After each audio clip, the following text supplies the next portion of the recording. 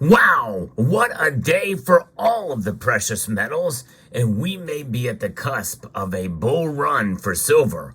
I'll explain that, but what's really going to make news is another metal that has just exploded in price.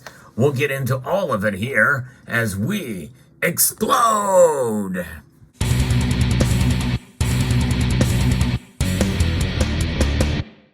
Well, we're not going to explode, but the metals prices very well could. In fact, silver, I believe, is at the cusp of a bull run. And to find out more, I want you to watch the video that I posted earlier on this very day. I'm going to put a link to it at the end screen of this video, so stay tuned to the end for that link for you to check it out.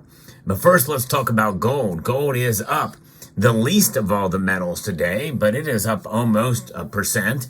It is up 0.85%, mere moments before the markets close, to $2,146.40 an ounce. Folks, gold is a metal that is now in record territory in terms of its price, and it seems to be holding on to it. Remember, it was not that long ago, late last year, we saw the price of gold shoot up to $2,150 some odd dollars an ounce for a brief amount of time. And right now at 2146, it is hanging on. And it is incredible, amazing to see gold continue to press on and do what it is doing. Why is gold staying up so high? And why is it moving the least radically today? Well, it's because central banks around the world are holding gold, and it's just solidifying its status as the king of all precious metals right now. The central banks hold it, and individuals are buying it pretty dramatically, as we've seen, as I talked about in a video recently. But silver is the one that's making bigger news right now. It is up as well, and it is up big. It is up over 2% right now, a massive surge for silver at $24.22, getting very close to a number that it must hit in order for that rally to begin. Again, check that video out that I'll post at the end screen. I think it's a very important video to gauge the bull run that could be coming for silver. We're getting close. In fact, the high for today was at $24.36 an ounce. So it's creeping up there comfortably now, at least for now, above $24. But keep in mind, and these numbers could turn around and we can see them dip back down below. But what is moving these prices? Well, the same thing as to why the platinum group metals are surging. Yes, indeed, platinum is surging over 3% today. Yeah. Now, this is something to see. Platinum, I've always thought that anything under $1,000 for platinum is a bargain, and right now it is still well below $1,000 an ounce. Platinum is sitting at $916 an ounce, but it is up 27 bucks today. That's a 3.07% increase as I report to you these market prices before the markets close shortly.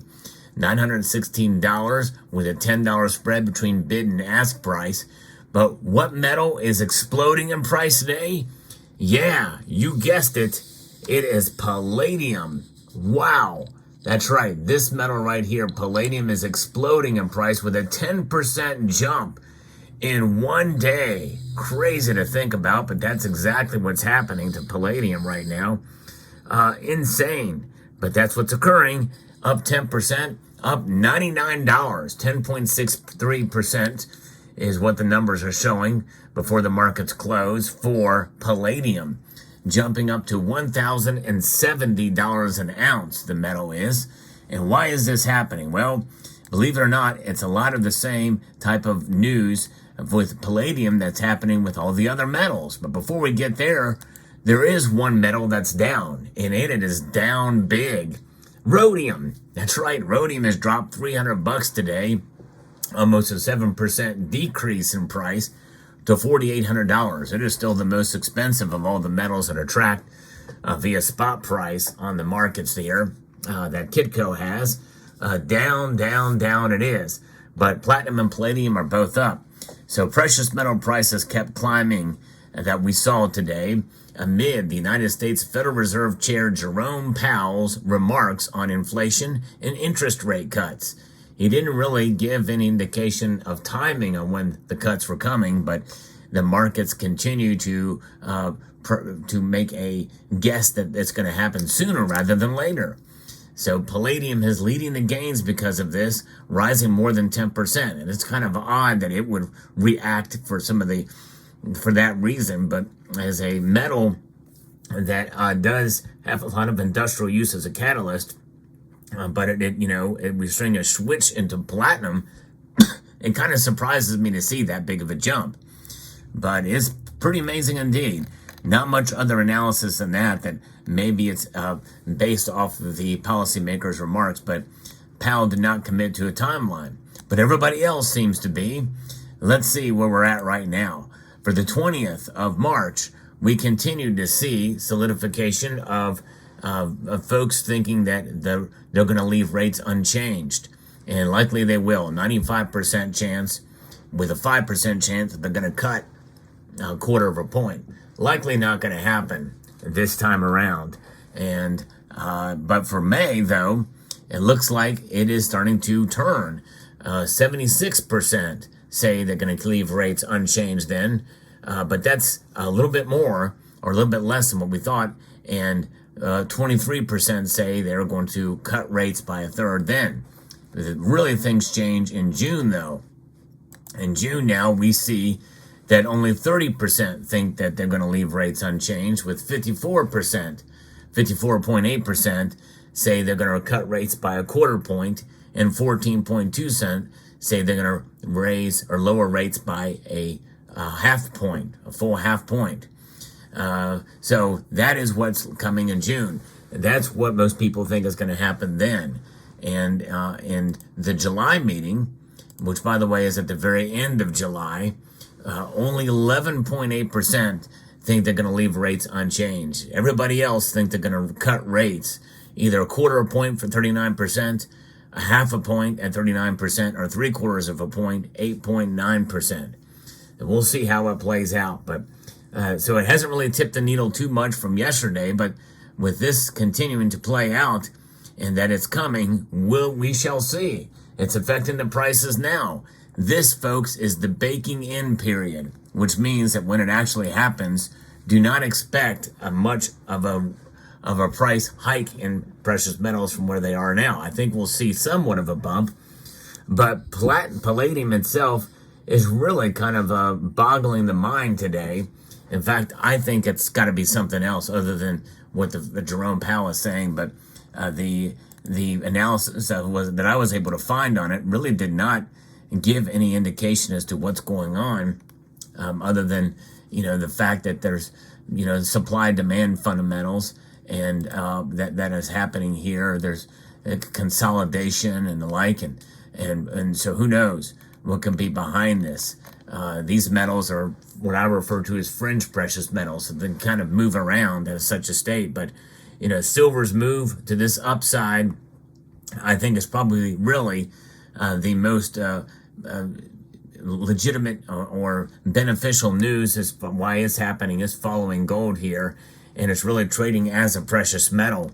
It's trading as a precious metal because of the reaction that we're seeing in the markets. And if we look, we can prove that because it's kind of trading kind of an opposite of copper. Copper is actually down a little bit. Nickel and aluminum are kind of just hanging out, but they're up slightly. But zinc and lead are down. And that's one way we can tell that it's not trading as a commodity. The dollar index is down, and because of that, gold and silver are up, and that makes perfect sense that that's occurring. It's down to 103.38. I believe that as we head closer to them cutting rates, we will see that number fall probably below 100. So we'll see. But interesting indeed. What a day. What a day for all the precious metals and a movement. And when we look through the course of the past couple of days, these are big moves. And I don't think there's still some life in silver. Silver is pretty exciting to see. However, as I said in prior videos, we have to understand that what goes up can probably come back down again in terms of these markets. So keep that in mind and wait for that pullback. It's a buying opportunity. Nothing less than that. That's for sure.